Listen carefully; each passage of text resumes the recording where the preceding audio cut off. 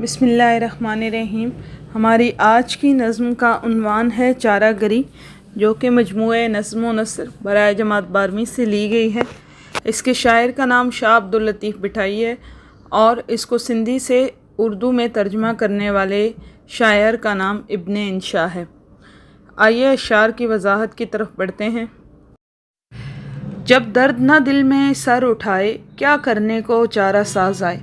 انسان کو مدد کرنے والے کی ضرورت تکلیف کی حالت میں ہوتی ہے، لیکن اگر انسان خود ہی درد سے آشنا نہ ہو تو اسے مددگار کی کیا ضرورت ہے۔ یعنی کہ اگر انسان کے دل میں عشق الہی موجود نہ ہو تو وہ پروردگار سے قرب کی خواہش رکھنا اس کے لیے فضول ہے۔ پروردگار کا قرب تو ان لوگوں کو ہی حاصل ہوتا ہے جن کے دل میں عشق الہی موجود ہوتا ہے۔ دل تو غم عشق سے تہی ہے، پھر بھی تجھے آرزو لگی ہے۔ تہی سے مراد ہے خالی ہو جانا، یعنی کہ انسان کے دل میں اگر عشق الہی، حب الہی کا پودا موجود نہیں ہے تو وہ کس منہ سے اس بات کی خواہش اور اس آرزو کر سکتا ہے کہ اسے اللہ تعالیٰ کی رحمت اور اس کی نعمتوں کو مکمل طور پر حصول اس کا حق ہے۔ اگر وہ اپنے آپ کو رحمت الہی کا اہل ثابت کرنا چاہتا ہے یا خود کو رحمت الہی کے قابل سمجھتا ہے تو ضروری ہے کہ اس کے دل میں اپنے پروردگار کی محبت کا سمندر ٹھاٹھے مار رہا ہو، ورنہ اس چیز کی خواہش رکھنا انسان کے لیے ضروری نہیں، کیونکہ اللہ کی رحمت تو اس کے چاہنے والوں کے لیے ہی ہوتی ہے۔ آ کر کوئی سحر آزمائے، درماں گرے درد آشنائے۔ شاعر کا کہنے کا مقصد یہ ہے کہ اللہ کی محبت کی چنگاری تو ہر انسان کے دل میں موجود ہے۔ میری تو بس یہ خواہش ہے کہ کوئی آئے اور یہ جادو کرے کہ میرے دل میں اللہ کی محبت کی شمع روشن ہو جائے اور مجھے میرے پروردگار کے قریب کر دے۔ اس کے بعد کے اشعار کے اندر شاعر نے وہ تمام طریقے بتائے ہیں جس سے انسان کو تقرب الہی اور اللہ کی محبت حاصل ہو سکتی ہے۔ ملاحظہ کیجئے گا، لینا اسے جاں پر میری جاں، جو کچھ بھی ہو چارہ گر کا فرما۔ یعنی اگر تم چاہتے ہو کہ پروردگار کی محبت تمہارے دل میں موجزن ہو جائے تو ضروری ہے کہ اللہ کے حکم کو حرز جاں بنا لو، اسی پر عمل کرنے سے کامیابی تمہارے قدم چومے گی۔ ہمت کبھی ہاتھ سے نہ جائے، شکوہ نہ تیرے لب پہ آئے۔ یعنی اگر تم چاہتے ہو کہ اللہ کی محبت کے اہل بن جاؤ تو اس کی محبت کا تقاضا یہی ہے کہ جتنے بھی مشکل حالات کیوں نہ ہوں، ہمیشہ پروردگار پر بھروسہ رکھو، کبھی ہمت نہ ہارو اور اپنی زبان کو شکوہ سے کبھی آلودہ نہ کرو۔ ان لوگوں نے جانے کیا کیا ہے، یاروں کو بہم جدا کیا ہے۔ پروردگار سے لوگوں کو الگ کرنے والے بہت ہی ظلم کماتے ہیں۔ ایسے لوگوں کے اندر اپنا شمار نہیں ہونا چاہیے، بلکہ وہ لوگ جو پروردگار اور اس کی مخلوق کے درمیان جدائی پیدا کرتے ہیں، انہوں نے نہایت برا کام کیا ہے۔ کہنا کہ بھلا کیا انہوں نے، یاروں کو ملا دیا انہوں نے۔ اسی بات کی آرزو کرنا اور اسی نیک کام پر عمل پیرا رہنا کہ لوگوں کو اس کے پروردگار سے باہم ملانے کا نیک کام کرتے رہو۔ جو لوگ یہ نیکی کا کام کرتے ہیں وہ اللہ کے مقرب بندے بن جاتے ہیں اور یہی نیک کام تمہارا بھی ہے۔ میرے کہے صبر آزما کے، فرصت ہو تو سوچ سر جھکا کے۔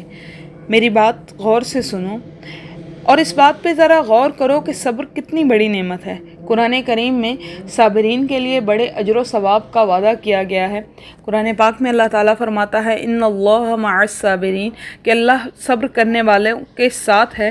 اس وجہ سے صبر کی اہمیت سے کبھی بھی انکار ممکن نہیں، اور تمہارے لیے ضروری ہے کہ پروردگار کا تقرب پانے کے لیے، اس کی قربت پانے کے لیے ضروری ہے کہ تم بھی صبر کرنے کے عادی بن جاؤ۔ یہ غیظ و غضب بری بلا ہے، ہاں صبر و رضا میں ایک مزہ ہے۔ غیظ و غضب سے مراد ہے غصہ۔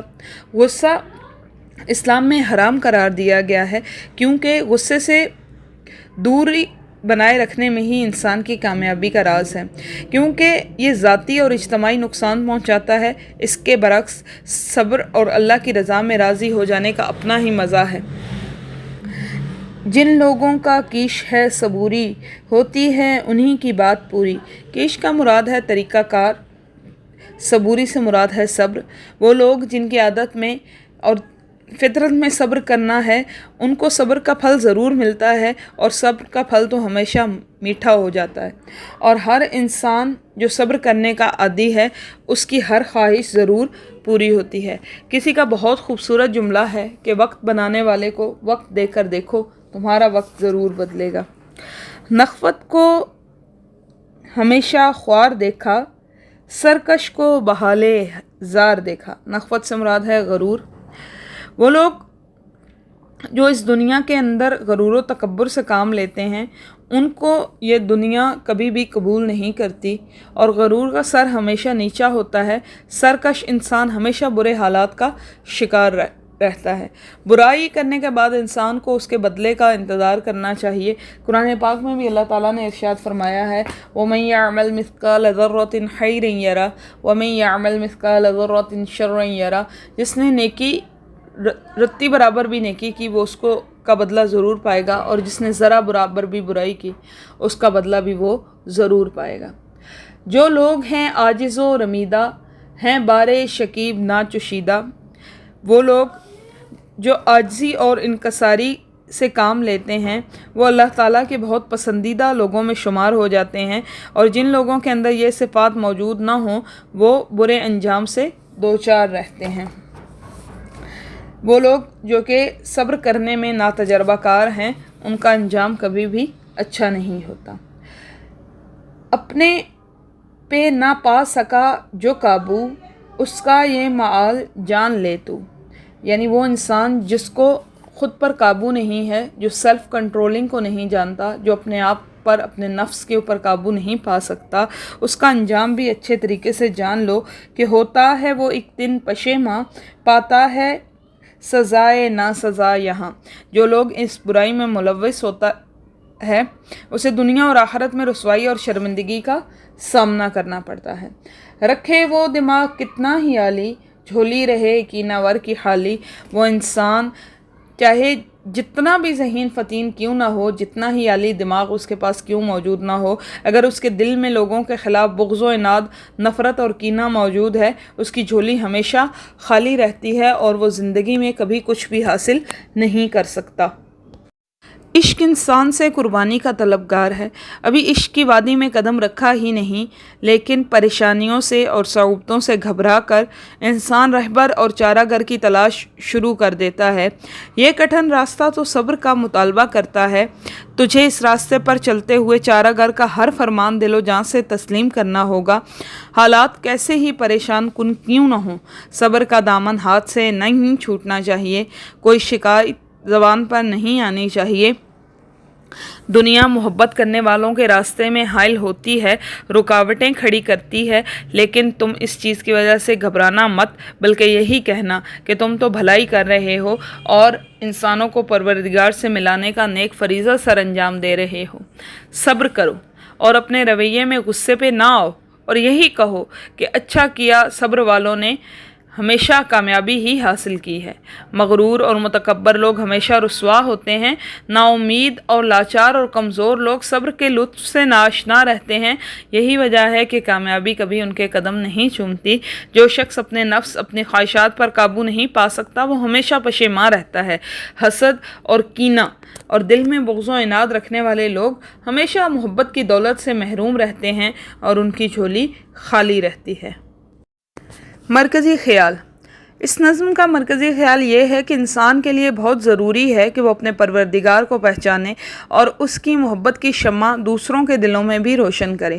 اس کے لیے ضروری ہے کہ انسان صبر و شکر، عاجزی و انکساری اور تسلیم و رضا کو اپنا وتیرہ یعنی طریقہ بنا لے، اور غرور و تکبر، سرکشی اور بغض و عناد سے خود کو دور رکھے، تاکہ وہ اللہ کے مقرب بندوں میں شمار ہو سکے۔ حالات زندگی۔ شاہ عبداللطیف بٹائی سندھی زبان کے ایک عظیم صوفی شاعر تھے۔ آپ نے اپنی شاعری کے ذریعے اللہ اور اس کے رسول کا پیغام عام لوگوں تک پہنچایا۔ شاہ عبداللطیف بٹائی کی ولادت ضلع مٹیاری کی تحصیل ہالہ میں ہوئی۔ آپ کے والد سید حبیب شاہ ہالہ حویلی میں رہتے تھے اور موصوف کا شمار اس علاقے کی برگزیدہ ہستیوں میں ہوتا تھا۔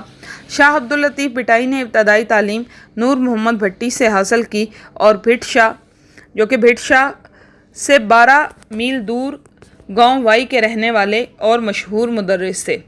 آپ نے اپنے والد شاہ حبیب سے دینی تعلیم حاصل کی۔ آپ نے سندھی زبان سے شاعری کے ذریعے لوگوں کی اصلاح کی۔ شہجو رسالو آپ کی ایک عظیم کوشش ہے۔ آپ 1752 میں 63 برس کی عمر میں بھٹ شاہ میں اس فانی دنیا سے کوچ کر گئے۔ ہر سال اسی دن کے موقع پر شاہ عبداللطیف بھٹائی کے عرس کی تقریبات منعقد کی جاتی ہیں۔ شاہ صاحب کے کلام کی خصوصیات کا جائزہ لیتے ہیں۔ شاہ صاحب کا کلام تصوف اور عشق الہی سے عبارت ہے۔ آپ کے کلام میں ترنم، موسیقیت اور غنائیت موجود ہے۔ یہی وجہ ہے کہ جب یہ کلام گایا جاتا ہے تو سننے والوں کو وجد میں مبتلا کر دیتا ہے۔ آپ کا کلام انسان دوستی اور احترام آدمیت کا پرچار کرتا ہے۔ آپ نے اپنی قوت مشاہدہ کو نہایت خوبصورتی سے اپنی شاعری میں شامل کیا ہے۔